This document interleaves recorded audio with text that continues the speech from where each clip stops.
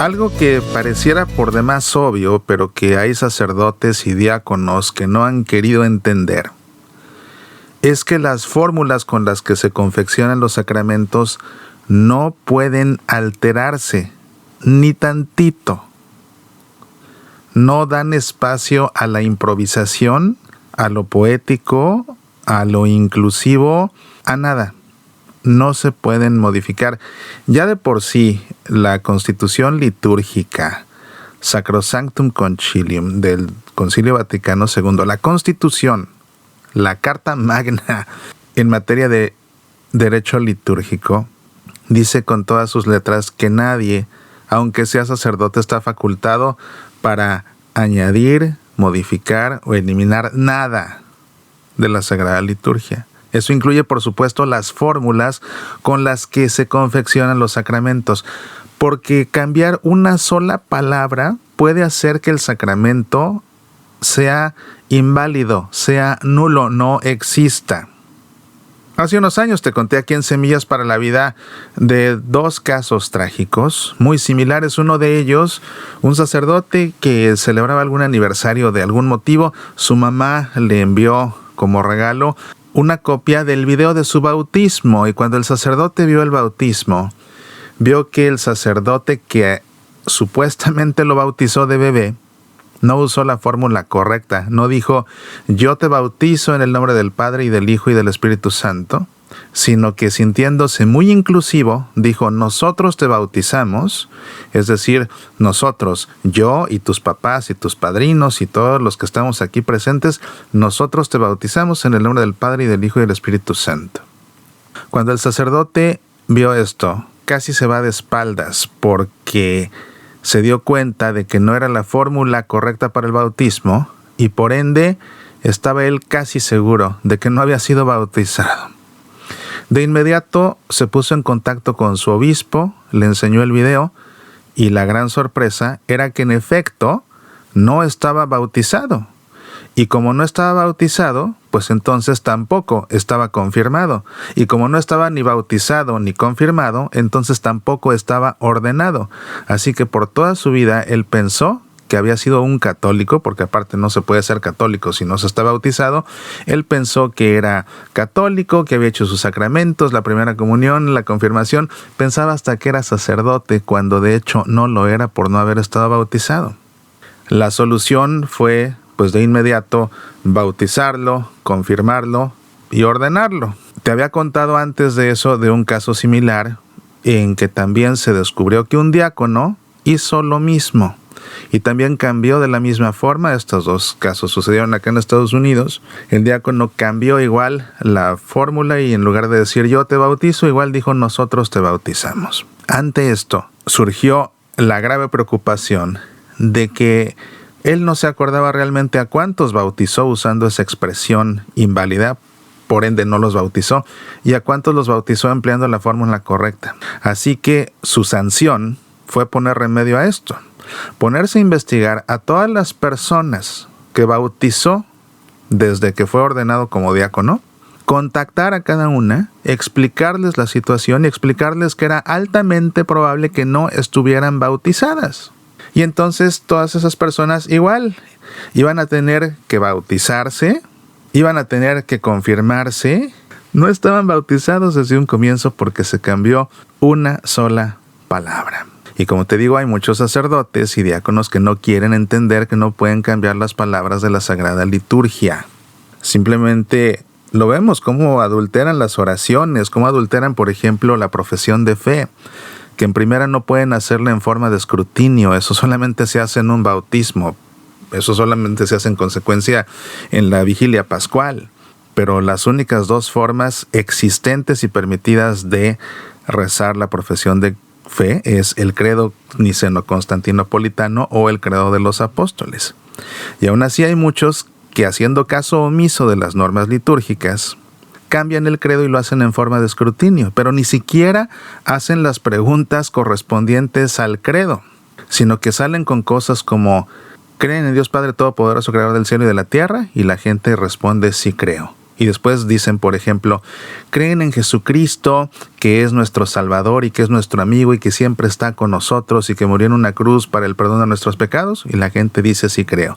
Y ya con eso adulteraron la profesión de fe. Y el problema es que le quitan y le ponen, y puede decir que de pronto digan algo que realmente no es lo que la iglesia cree. Pero peor, pueden echar todo a perder cuando cambian las cosas en un sacramento. De ahí que el Dicasterio para la Doctrina de la Fe haya tomado cartas en el asunto, o haya tenido que tomar cartas en el asunto. Y fue así que este 2 de febrero de 2024 han tenido que emitir la nota que lleva por título Gestis Verbisque, un texto que ha sido discutido, que ha sido aprobado por cardenales y por obispos miembros en la reciente asamblea plenaria del Dicasterio para la Doctrina de la Fe, y que después fue también aprobado por el Papa Francisco, reiterando que las fórmulas y los elementos materiales establecidos en el rito esencial del sacramento no se pueden cambiar a voluntad en nombre de la creatividad. Haciéndolo, de hecho, el sacramento mismo no es válido, por tanto no ha existido. El prefecto de este Dicasterio para la Doctrina de la Fe, Víctor Manuel Cardenal Fernández, explica que la multiplicación de situaciones en las que se había constatado la invalidez de los sacramentos celebrados, con modificaciones que habían llevado después a la necesidad de localizar a las personas implicadas para repetir el rito del bautismo o de la confirmación, y un número significativo de fieles había expresado con razón su malestar. Se citan como ejemplos en esta nota del Dicasterio las modificaciones en la fórmula del bautismo. Por ejemplo, yo te bautizo en el nombre del Creador, o yo te bautizo en nombre del papá y de la mamá, o nosotros te bautizamos, como te conté hace un momento. Circunstancias que también han afectado a algunos sacerdotes que, habiendo sido bautizados con fórmulas de este tipo, han descubierto dolorosamente la invalidez de su misma ordenación y de los sacramentos celebrados hasta este momento. Porque aparte, imagínate, ese sacerdote del que te conté y otros que están en las mismas, que no fueron bautizados, entonces tampoco fueron ordenados, no son sacerdotes, y se la han pasado celebrando misas y, según ellos, consagrando el pan y el vino, pero como no son sacerdotes, no han consagrado nada ni han celebrado nada. Imagínate también cuántas confesiones y absoluciones no habrán dado sin poder hacerlo, así que han sido inválidas. Es que esto es terrible, y la responsabilidad de los que han hecho este tipo de cambios es mayúscula. Es mayúscula. Dejar a una persona sin bautizar y además dejarla viviendo en una ficción por culpa de su dichosa creatividad. El cardenal Fernández explica que mientras en otros ámbitos de la acción pastoral de la Iglesia hay un amplio espacio para la creatividad, en el ámbito de la celebración de los sacramentos, esta se transforma más bien en una voluntad manipuladora. Y concluye recordando que a los ministros se les exige superar la tentación de sentirse dueños de la Iglesia, y que los fieles tenemos derecho a recibirlos tal como la Iglesia lo dispone. Con eventos y palabras íntimamente relacionados, dice la nota doctrinal, Dios revela y realiza su designio de salvación para cada hombre y mujer. Lamentablemente se debe constatar que no siempre la celebración litúrgica, especialmente la de los sacramentos, se desarrolla con plena fidelidad a los ritos prescritos por la Iglesia. Esta nota recuerda que la Iglesia desde sus orígenes ha cuidado en especial las fuentes de las que toma la linfa vital para su existencia y su testimonio, que es la palabra de Dios, atestiguada por las Sagradas Escrituras y por la tradición, y los sacramentos, celebrados en la liturgia, mediante los cuales es continuamente reconducida al misterio de la Pascua de Cristo. Por eso, las intervenciones del magisterio en materia sacramental siempre han estado motivadas por la preocupación fundamental de la fidelidad al misterio celebrado.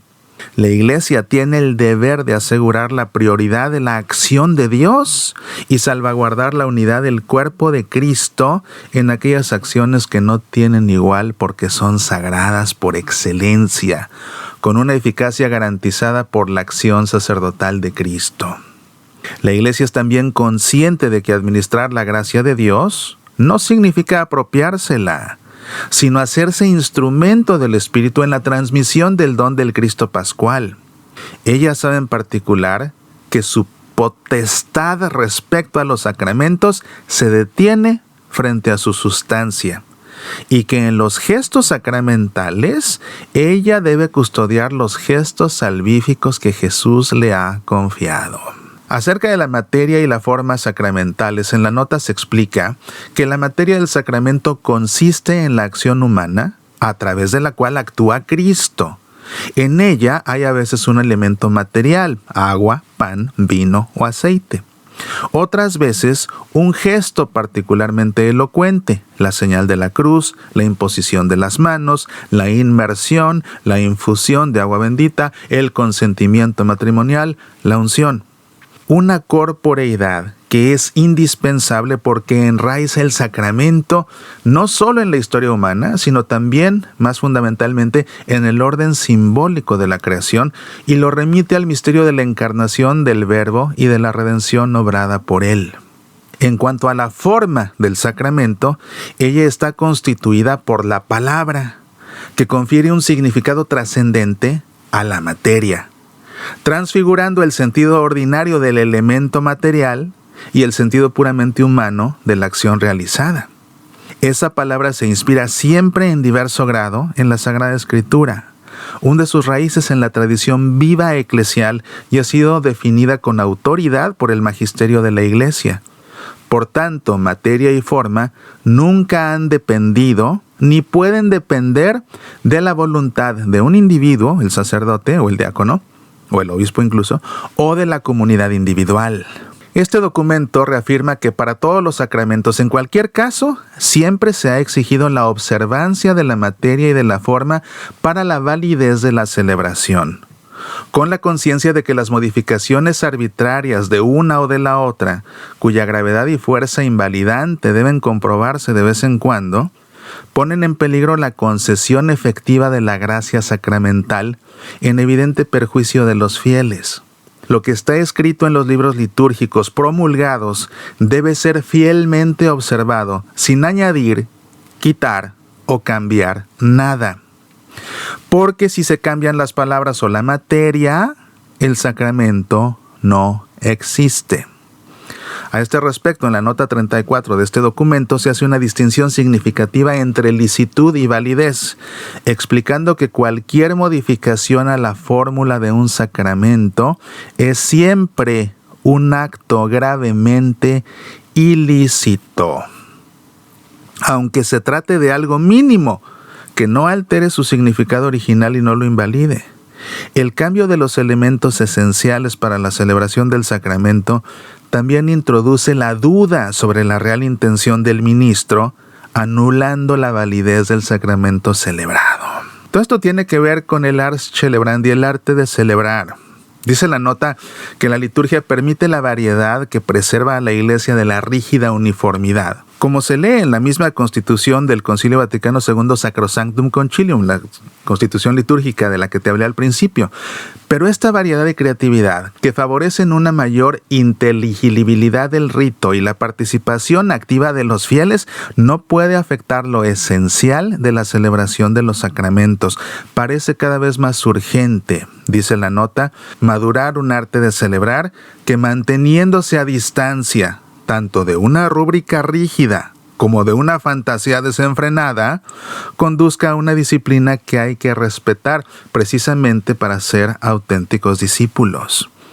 En el texto se incluye esta cita del Papa Francisco: no se trata de tener que seguir una etiqueta litúrgica, se trata más bien de una disciplina, en el sentido utilizado por Romano Guardini, que si se observa con autenticidad, nos forma. Son gestos y palabras que ponen orden en nuestro mundo interior, haciéndonos vivir sentimientos, actitudes, comportamientos.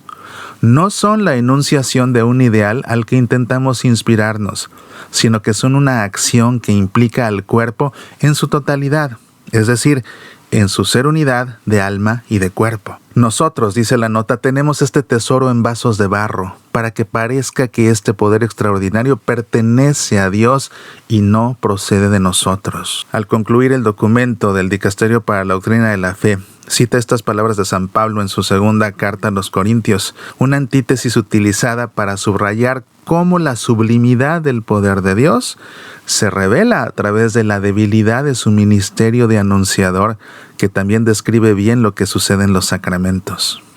Toda la Iglesia está llamada a custodiar la riqueza contenida en ellos para que nunca se oscurezca la primacía de la acción salvífica de Dios en la historia, ni siquiera en la frágil mediación de signos y gestos propios de la naturaleza humana.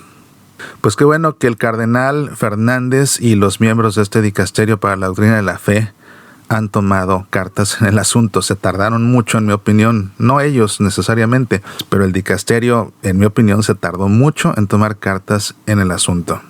Estaban muy reactivos a los reportes de estos casos y bueno, ya era hora de que sacaran esta nota a ver si así entienden. Pero no es solo responsabilidad de sacerdotes y diáconos.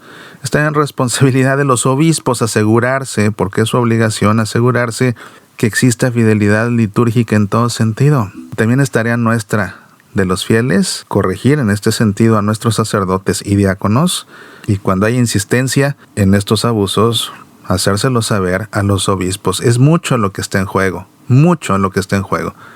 Un sacramento que se finge, que se anula por querer pasarse de creativo. No se vale.